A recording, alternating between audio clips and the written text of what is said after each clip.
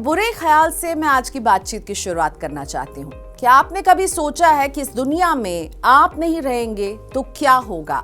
हम में से ज्यादातर लोग ये सोचना ही नहीं चाहते, लेकिन ये सोचना बेहद जरूरी है। अगर आप अपने घर में, अपने फैमिली में इकलौते कमाई करने वाले हैं, तो अगर कुछ हो जाए तो आप जो खर्चे चला रहे हैं, अगर आपके ऊपर कोई लोन है, आपके ऊपर और भी फाइनेंशियल रिस्पॉन्सिबिलिटीज होंगी, वो कैसे चलेंगी? अगर आप चाहते हैं वो वैसे ही चलती रहे जैसे आप इसको कैरी कर रहे थे, तो इसके लिए आपके पास इंश्योरेंस होना जरूरी है, क्योंकि ये आपको जिंदगी की अनसर्टेनिटीज के लिए एक सुरक्षा कवर देता है। वैसे इंश्योरेंस के कई प्रोडक्ट आपको बाजार में मिल जाएंगे, जिसमें निवेश के साथ टाइड इन करके इन्हें बेचा जाता है, यानी आपको कहा जाएगा बीमा भी लीजिए और निवेश भी करते रहिए। जैसे आपको ये वादा किया जाएगा कि आपको प्रीमियम पर रिटर्न कमा कर ये प्रोडक्ट देगा। कुछ कहते हैं कि मनी बैक आपको मिल जाएगा, तो कुछ कहते हैं प्रीमियम की राशि को आपको हम लौटा देंगे प्लान का जैसे ही टर्म ओवर होता है। लेकिन इन सारे इंश्योरेंस प्रोडक्ट्स की चकाचौंध में मत खोइए और खरीदिए सबसे जरूरी बीमा, यानी कि एक सिंपल टर्म प्लान। तो सही टर्म प्लान चुनने के लिए 4 सवालों का आप जवाब दीजिए और आपको ये डिसाइड करने में बहुत आसानी होगी कि किस तरह का प्लान आपको लेना चाहिए। तो ये 4 सवाल हैं। सबसे पहला, टर्म प्लान क्या होता है और ये कैसे काम करता है? दूसरे सवाल का जवाब आपको जानना है कि इसका प्रीमियम कितना होता है। तीसरा सवाल जिसका जवाब आपको खोजना है वो है कि कितना कवर लेना चाहिए, और चौथा सवाल कि आप इसे कैसे कैलकुलेट कर सकते हैं, ये भी मैं आपको बताऊंगी। तो चलिए सबसे पहले बेसिक सवाल से शुरू करते हैं कि टर्म प्लान क्या होता है। सवाल जितना बेसिक है, जवाब भी वैसा ही है, यानी जीवन बीमा का ये है सबसे बेसिक प्लान और इसका फंडा बहुत ही आसान है। आप एक निश्चित एज तक प्रीमियम भरते रहेंगे, आपकी पॉलिसी चलती रहेगी और इस पॉलिसी टर्म के दौरान अगर पॉलिसी होल्डर की मृत्यु हो जाती है तो उसकी फैमिली को इंश्योरेंस कवर की प्री डिसाइडेड रकम का क्लेम मिल जाएगा, यानी जो भी कवर आप तय करते हैं वो आपकी फैमिली को मिल जाएगा, भले ही आपने कितने साल तक ही प्रीमियम क्यों ना भरा हो।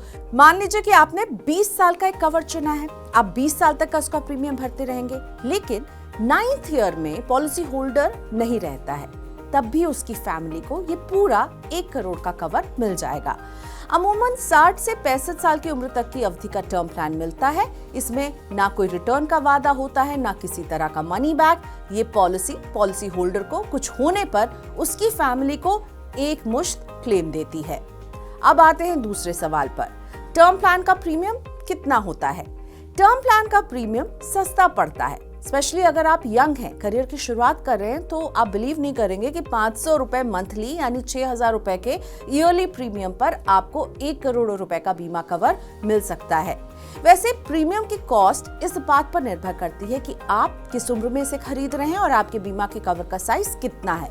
एक्सपर्ट्स के मुताबिक टर्म प्लान जितनी जल्दी खरीदा जाए उतना अच्छा रहता है, क्योंकि इंश्योरेंस की शुरुआत में जो प्रीमियम तय होती है वही आप पूरे टेन्योर तक देते रहेंगे और ये फिक्स्ड हो जाती है।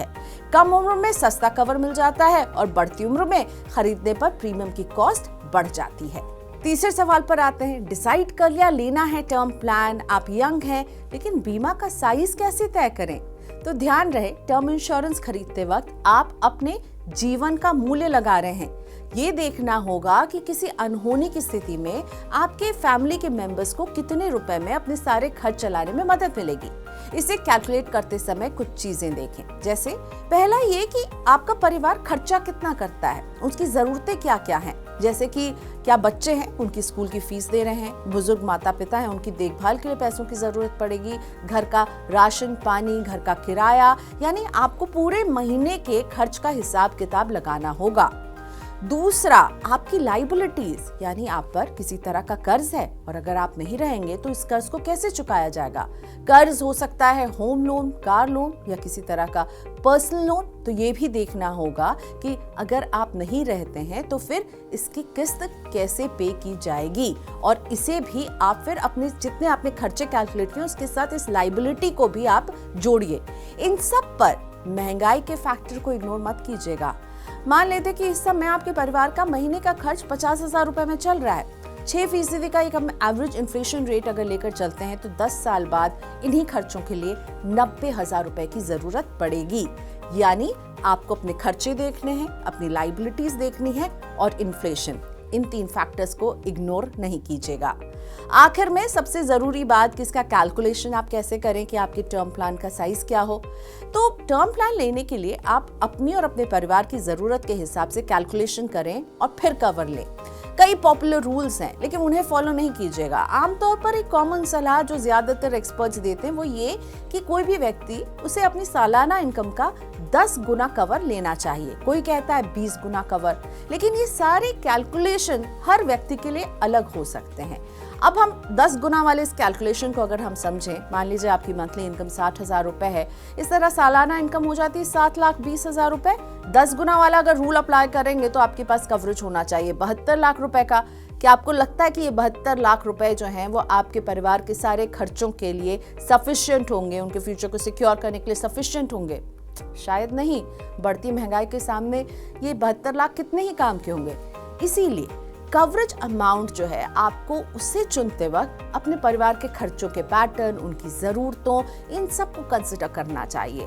और जितना ज़्यादा कवर आप ले सकें, जितना ज़्यादा कवर आपकी जेब अलाउ करे, उतना अच्छा रहेगा। सो आई होप हमने आपकी मदद की होगी कि आप टर्म प्लान कैसे चुन सकते हैं।